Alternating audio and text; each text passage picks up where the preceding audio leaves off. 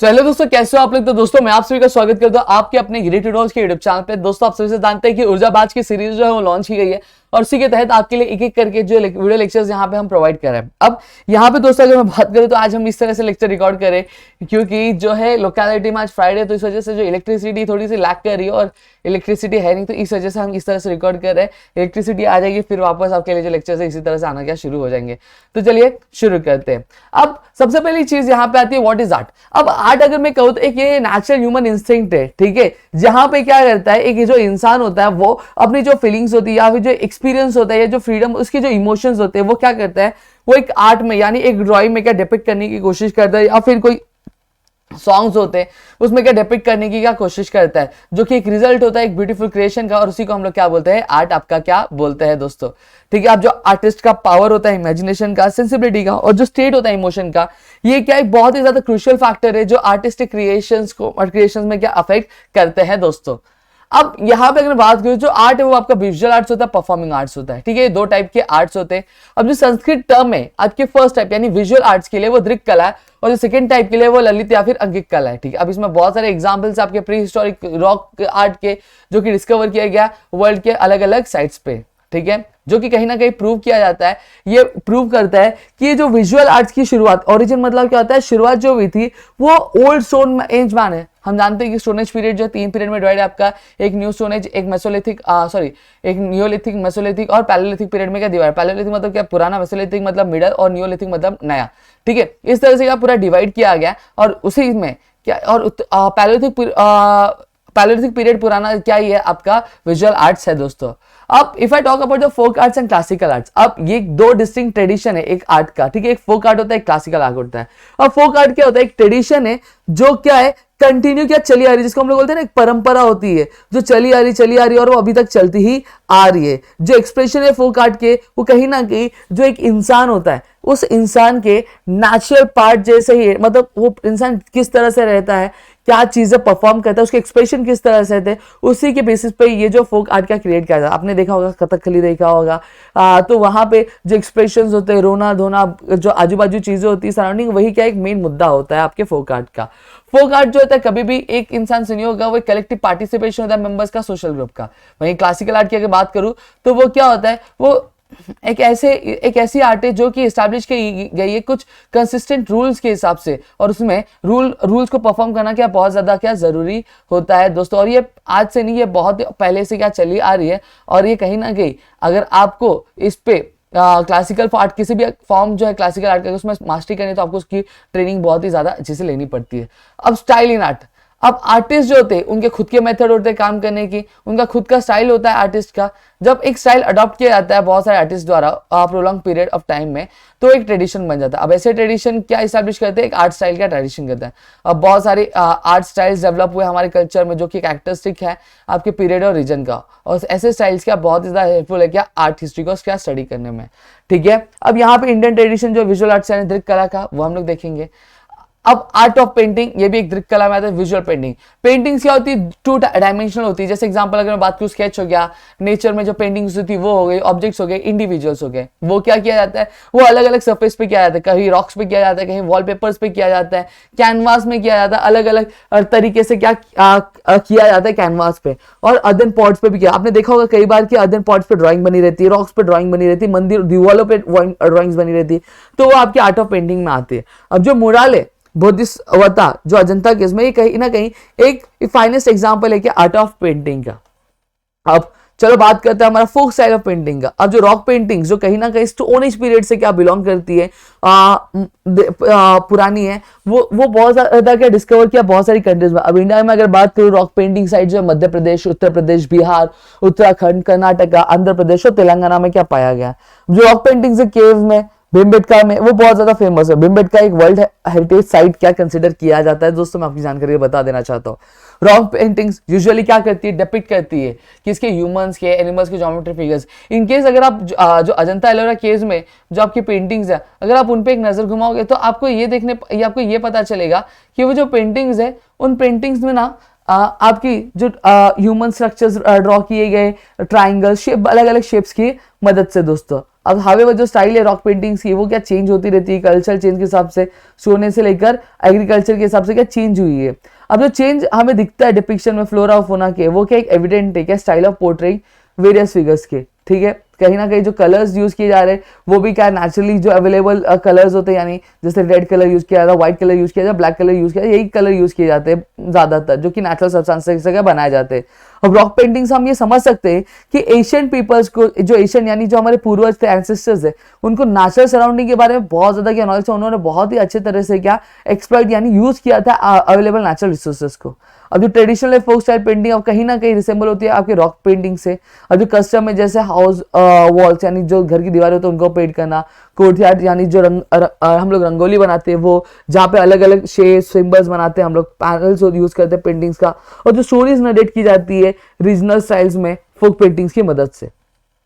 अब यहाँ पर अगर मैं बात करूँ क्लासिकल स्टाइल ऑफ पेंटिंग्स की, तो क्लासिकल स्टाइल्स ऑफ पेंटिंग में जो एशियन इंडियन टेक्स्ट है वो क्या करते हैं, वो कहीं ना कहीं हमें जो अलग अलग एस्पेक्ट्स है वो क्या हमें एक्सप्लेन करके देते हैं। सही बात है दोस्तों, ठीक है। अब यहाँ पे ऑल टुगेदर 64 आर्ट का क्या मेंशन किया जाता है इस टेक्स्ट में, कितने 64 आर्ट्स का मेंशन किया जाता है इस टेक्स्ट में। अब जो आर्ट ऑफ पेंटिंग है वो मेंशन किया है आपके अल्केम में या फिर अल्ख्या विद्या में भी क्या मेंशन किया गया है। अब ये कहा जाता है इसके 6 मेन एस्पेक्ट है क्या, जिसको क्या बोला है शाह दांगे बोला जाता है। अब जो एशियन इंडियन स्कॉलर्स है उन्होंने 6 एस्पेक्ट बहुत ही बारीकी से पढ़ा है। अब उसमें आता है रूप भेदा यानी अलग अलग शेप्स, अलग अलग फॉर्म्स को, प्रारमा यानी जो डिपिक्शन है इमेज का वो अच्छे से करना, भावा यानी एक्सप्रेशन होता है, एस्थेटिक्स हो गया, फिर आपका आता सदृष्टि आ गया यानी जो रियलिटी से रिलेट करना, फिर कलर कंपोजिशन यानी वर्णिक भंगा, ठीक है। अब आगमा जो टेक्स्ट है वेरियस रिलीजन सेक्शन का, जैसे पुराणास हो गया, वास्तुशास्त्र हो गया, वो टेक्स्ट जो है वो एक्सप्लेन करते हैं आर्ट ऑफ पेंटिंग और स्कल्प्ट करते हैं क्या कंटेक्स्ट किसके, टेम्पल आर्किटेक्चर का, ठीक है। अब मिनिएचर पेंटिंग्स जो है मैन्युस्क्रिप्ट की वो देखते हैं। अब जो मिनिएचर पेंटिंग्स है अर्ली मैन्युस्क्रिप्ट्स के वो कहीं ना कहीं इन्फ्लुएंस करते हैं किसी पर्शियन स्टाइल में। जो डेक्कन मिनिएचर स्टाइल है वो डेवलप हुआ था किसके अंदर, पैट्रोनेज जो था डेक्कन सुल्तानेट का उसमें। अब इस रेंज में जो अकबर था, जो अकबर जो कि मुगल एम्पायर थे, जो मुगल मिनिएचर स्टाइल था वो कहीं ना कहीं एक ब्लेंड दिखाता है कि वो डेवलप कैसे हुआ था, इंडियन और पर्शियन स्टाइल को लेके ही क्या डेवलप हुआ था, ठीक है। वेस्टर्न स्टाइल ऑफ पेंटिंग की बात करूं, अब ब्रिटिश पीरियड में जो इंडियन आर्टिस्ट थे वो किसके इन्फ्लुएंस में है, यूरोपियन स्टाइल ऑफ पेंटिंग के इन्फ्लुएंस में है। जो एक आर्ट ऑफ स्कूल था जो स्टैब्लिश किया था किसके लीडर, जेम्स वॉल्स के लीडरशिप के अंदर स्टैब्लिश किया था, जो कि एक स्कॉटिश आर्टिस्ट थे। सवाई माधवराव पेशवे जो कि शनिवार वाड़ा पुणे से नाता रखते थे, उनके टाइम पे किया गया था। अब उन्होंने जो पोर्ट्रेट बनाया था किसके, सवाई माधवराव का और नाना फडणवीस का बनाया था। गंगाराम तंबत जो एक मराठी आर्टिस्ट थे उन्होंने भी काम किया किसके साथ, वेल्स के साथ क्या, यानी जेम्स वेल्स के साथ काम किया, और कहीं ना कहीं वो एक स्पेशल मेंशन क्या डिजर्व करते हैं दोस्तों। अब उन्होंने ड्राइंग्स बनाई, रॉक कट केव्स बनाए, वेरुल कार्ले बनाए, ठीक है। अब जो ड्राइंग्स है वो प्रिजर्व की आपकी याले सेंटर जो है ब्रिटिश आर्ट याले यूनिवर्सिटी में, वहां पे एग्जैक्टली जो पोर्ट्रेल है ऑब्जेक्ट का, पेंटिंग का, वो एक कैरेक्टरिस्टिक है यूरोपियन स्टाइल का। एक नंबर ऑफ रिनोड आर्टिस्ट का ट्रेन किया गया था आपके JJ school of art and industry में, जो कि एस्टैब्लिश हुआ था आपके ईयर 1857 क्रिश्चियन एरा में, जो कि कोर्सेज ऑफर्स कर रहे थे आपके यूरोपियन स्टाइल ऑफ पेंटिंग में। पस्तोन जी, बोमन जी जो कि एल्यूमिनाय थे स्कूल के, उनके रेप्लिकास थे क्या अजंता पेंटिंग्स में। अब यहाँ पे अगर मैं बात करूँ स्कल्पचरल आर्ट की, तो स्कल्पचरल आर्ट की बात करूँ, स्कल्पचर्स क्या 3 डायमेंशनल होते हैं, इमेजेस होते हैं, स्टैच्यूज, स्पॉट्स और ऑब्जेक्ट्स होते हैं आर्टिस्टिक एम्बिलिशमेंट क्या। अब ये स्कल्पचर्स आइदर रॉक होते हैं या फिर मेटल या फिर क्ले के इस्तेमाल से किए जाते हैं। अब रॉक स्कल्पचर्स किससे कार्विंग किए जाते हैं, मेटल स्कल्पचर्स जो रहते हैं वो बनाए जाते हैं मोल्ड्स और क्ले स्कल्पचर्स के हिसाब से फॉर्म होते हैं जो डायरेक्टली हैंड से या फिर मोल्ड से क्या यूज किया जाए। जो एंटायर टेम्पल है कैलासा वेरुलिया की एक यूनिक मोनोलिथिक स्कल्पचर है जो कार्व किया जाता है। जो लायन कैपिटल अशोकन पिलर का वो आपके सरनाथ में क्या किया जाता है, सरनाथ जो एक जो क्या डिपिक्ट करता है, एक नेशनल एम्बलम जो हमारे इंडिया का वो डिपिक्ट कर दिया जाता है, ठीक है। फिर इसके बाद फोक स्टाइल स्कल्पचर आर्ट, जो स्कल्पचर आर्ट है वो भी एक एशियन आर्ट ऑफ पेंटिंग है जो कि स्टोन एज पीरियड के पुराना माना जाता है।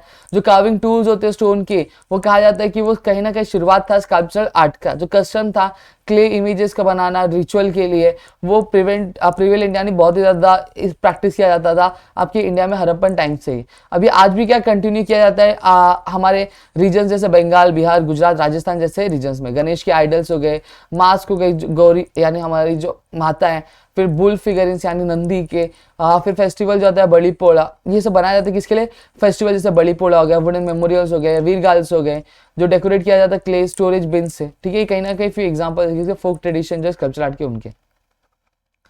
क्लासिकल स्टाइल ऑफ स्कल्पचर जो हरप्पन सील्स है, स्टोन है, ब्रोंज स्टैचूज है, ये कहीं ना कहीं हमें 5000 ईयर्स ओल्ड या फिर उससे भी पुरानी ट्रेडिशन जो इंडियन आर्ट का, स्कल्पचर आर्ट का, वो उसके बारे में बताता है।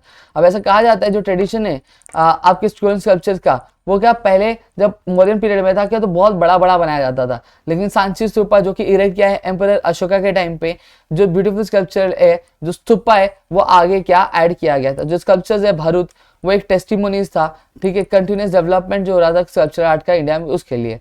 बुद्धिज्म बहुत ही ज़्यादा फैला हमारी कंट्रीज में, हमारी कंट्री के अलावा भी फैला और हमारी कंट्री में भी बहुत फैला।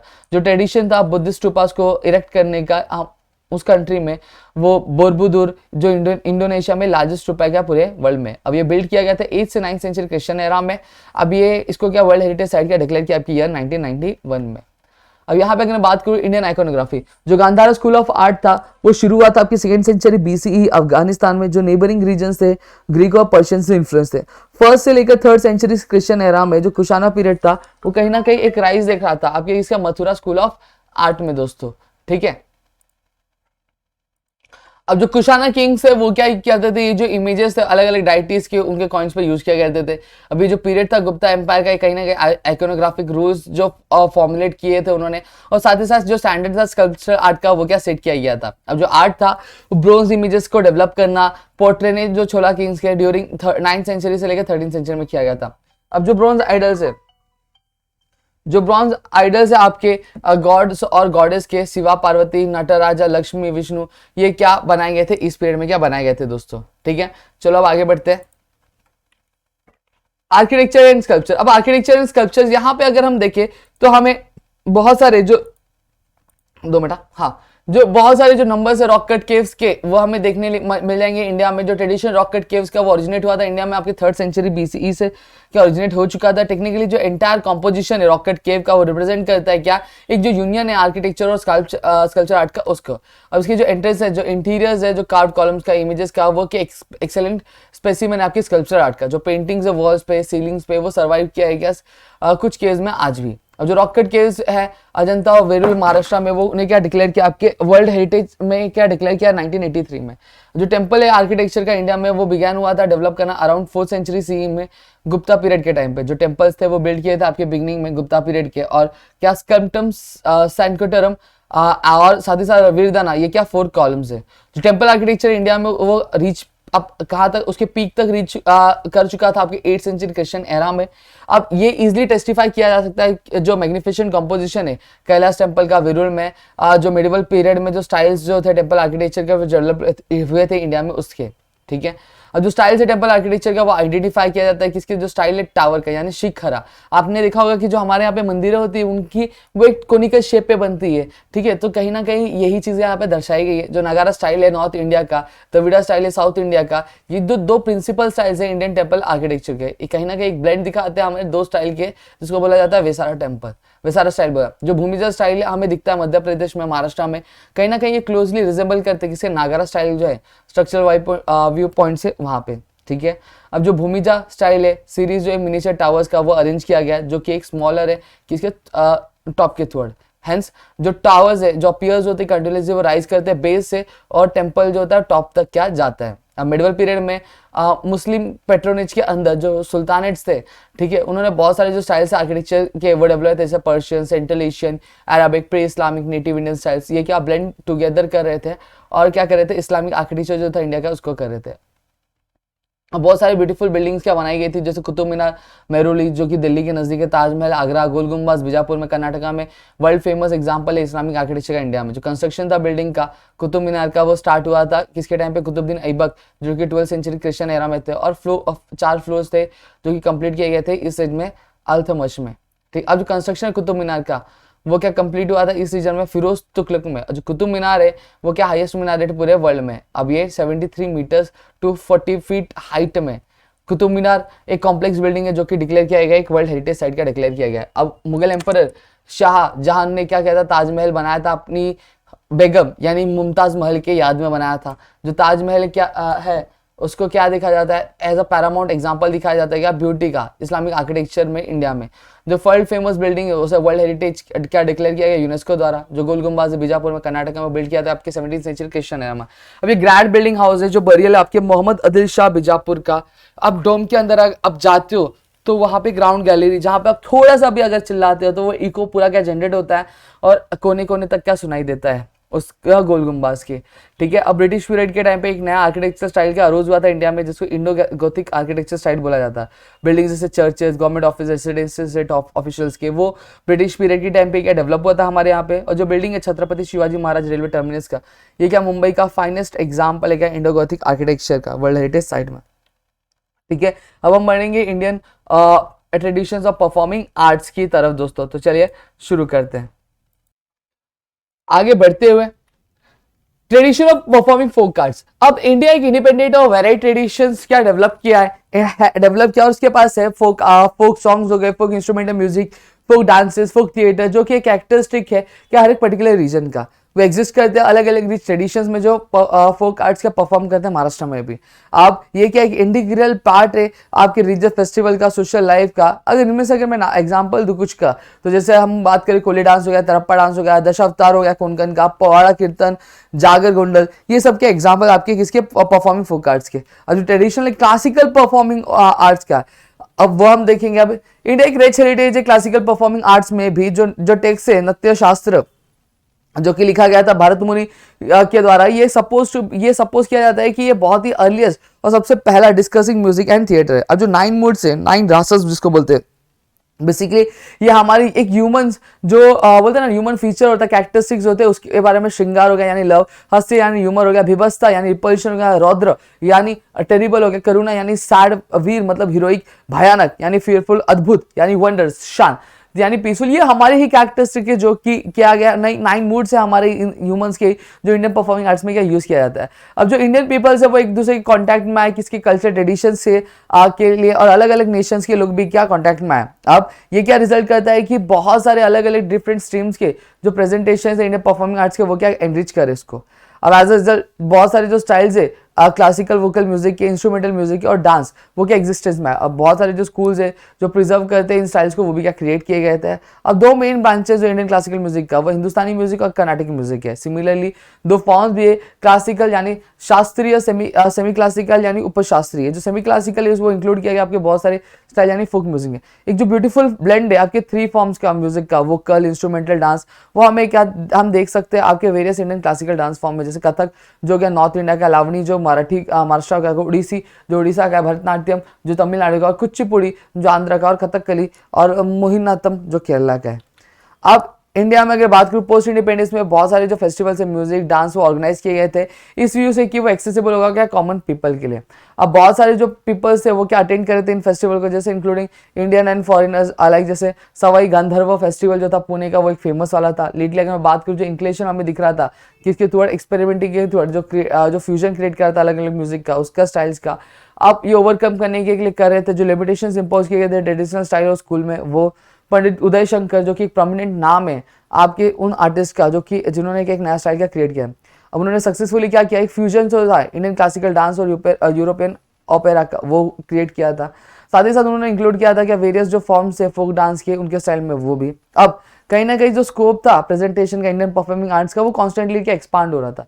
अब जो सेम फेनोमेना था वो अपेरेंट था किसके फील्ड में, इंडियन विजुअल आर्ट्स के भी। ठीक है, अब art applied and art and professional opportunities. अब ये आर्ट से प्रोफेशनल अपॉर्चुनिटीज क्या है वो हम देखेंगे। बेसिकली इन दिस सिलेबस हम क्या देख रहे हैं, हम ये देख रहे हैं कि जो हिस्ट्री है वो हिस्ट्री का किस तरह से यूजफुल है, हम क्या प्रोफेशनल अपॉर्चुनिटीज डेवलप हो सकती है इसी बारे में हम क्या पढ़ रहे हैं। ठीक है, अब आर्ट हिस्ट्री को एक इंडिपेंडेंट ब्रांच ऑफ नॉलेज बोला जा सकता है। उसमें साथ ही साथ बहुत ही ज्यादा वेरियस अपॉर्चुनिटीज के अवेलेबल है आपके रिसर्च के लिए। अब जो आर्ट हिस्टोरियन है वो किस में काम करता है, आपकी जर्नलिज्म की फील्ड में काम करता है। जो आर्ट मार्केटिंग इंडिपेंडेंट फील्ड है इसे क्या स्पेशल एक्सपर्टीज बोला जाता है, जो एसेस करता है जो एग्जैक्ट वैल्यू है एक आर्ट ऑब्जेक्ट की वो साथ ही साथ इंश्योर करता है कि वो जेन्युइन हो। ठीक है, जो एक एक्सपर्ट होता है उसे डीप अंडरस्टैंडिंग होती है आर्ट हिस्ट्री की, और वो जो कि जरूरी भी है उसके टास्क को परफॉर्म करने के लिए। अब हेरिटेज मैनेजमेंट हो गया, कल्चरल टूरिज्म हो गया, रिसेंटली डेवलप्ड फील्ड्स है। अब इन फील्ड्स में अगर बात की जो स्टूडेंट्स है आर्ट के, वो क्या बहुत सारी प्रोफेशनल अपॉर्चुनिटीज का ग्रैब कर सकते हैं।